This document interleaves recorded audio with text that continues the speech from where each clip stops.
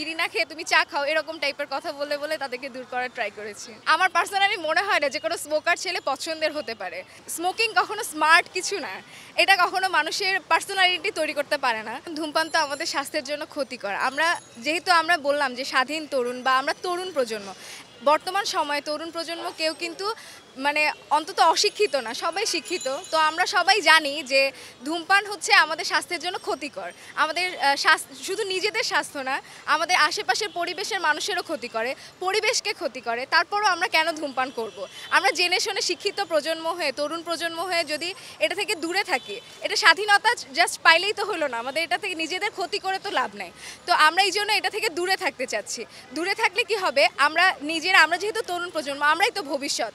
তো এই ভবিষ্যৎ প্রজন্মতে তাহলে তামাকটা কেউ সেবন করছে না, এটার লক্ষ্যে আমরা মূলত চাচ্ছি যে তরুণ প্রজন্ম যেন তামাকে অংশগ্রহণ না করে। স্মোকিং কখনো স্মার্ট কিছু না, এটা কখনো মানুষের পার্সোনালিটি তৈরি করতে পারে না, বরং এটা মানুষের আরও পার্সোনালিটি নষ্ট করে দেয়। সো এটাতে আসলে এরকম যারা মনে করে, বরং তাদেরকে আরও বোঝানো উচিত যে হচ্ছে এটা কোনো স্মার্ট কিছু না।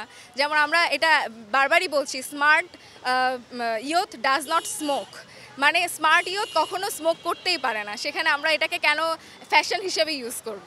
আমি তো একজন মেয়ে, যেহেতু আমার পার্সোনালি মনে হয় না যে কোনো স্মোকার ছেলে পছন্দের হতে পারে। সে আরও হচ্ছে মনে হয় যে তার সাথে থেকে আমি নিজের ক্ষতি কেন করব। হ্যাঁ, আমার ফ্রেন্ডস আছে স্মোকার, আমি চেষ্টা করেছি তাদেরকে স্মোক থেকে দূরে রাখার। তারা প্রথমে হচ্ছে এটাতে বলেছিল যে হচ্ছে আমরা স্মোক করব না, বা স্মোক করব, এটা করলে কিছু হয় না, এটা একটা, যে আপনি যেরকম বললেন এটা একটা ফ্যাশন। তো তখন তারা এটা বলেছিল, বাট আস্তে আস্তে তাদের থেকে আমি রিমুভ করতে পেরেছি। লাইক আমি বলছি যে আমার সামনে এসে তুমি স্মোক করবা না, দূরে কোথাও করলে ওটা করতে পারো। তো ম্যাক্সিমাম টাইম তো ফ্রেন্ডরা আমরা একসাথেই থাকি, সো অনেকটা সময় তারা স্মোকিং থেকে দূরে থাকতেছে। এইভাবে আস্তে আস্তে স্মোকিং থেকে নিজেকে দূর করতে পারবে ইনশাল্লাহ। তাদেরকে স্মোক থেকে বিরত রাখছি, বা অন্য কিছু বলছি, গল্প করি বা অন্য কিছু খাই, চা খাই, বিড়ি না খেয়ে তুমি চা খাও এরকম টাইপের কথা বলে বলে তাদেরকে দূর করার ট্রাই করেছি। আচ্ছা, আমার মনে হয় যে তাকে যদি আমি অপমান করি যে তুমি যে স্মোক করছো এটা আসলে তোমার কোনো পার্সোনালিটি না, আমরা মূলত কি প্রত্যেকটা মানুষকে অপমান করলে তারা সেখান থেকে দূরে থাকে, মানে তাদের মধ্যে একটা গিল্টি কাজ করে।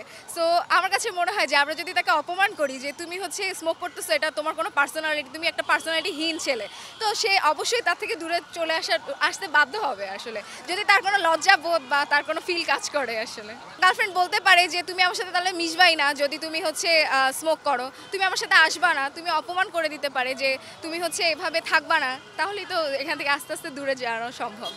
আজকের দিনে আমার একটাই বার্তা, সেটা হচ্ছে আমরা যেহেতু আমাদের দেশে মোটামুটি তামাক নিয়ে অনেক ধরনের আইন আছে, কিন্তু তার আসলে কোনো বাস্তবায়ন হচ্ছে না। তামাক যেহেতু আমাদের দেশের অনেক ক্ষতি করছে, শুধু মানে মানুষের ক্ষতি এটা না, পরিবেশেরও ক্ষতি হচ্ছে। আমরা পরোক্ষভাবে প্রত্যক্ষভাবে যে কোনোভাবেই কিন্তু ধূমপানের ক্ষতিগ্রস্ত হচ্ছি। হ্যাঁ, তো যেহেতু ক্ষতিগ্রস্ত হচ্ছি, সেহেতু আমাদের এই আইনটাকে একটু জোরদার করা উচিত, যেন যে কোনো পাবলিক প্লেসে ধূমপান কেউ না করে। আইনের প্রতি একটু সচেতন হওয়া উচিত, যেহেতু আমরা নতুনভাবে একটা স্বাধীন দেশ পেয়েছি, তো সব কিছুকেই আমার একটু সুন্দরভাবে তৈরি করা উচিত। দ্যাটস ওয়াই আমার মনে হয় যে আইনে একটু সংশোধনী আনা দরকার।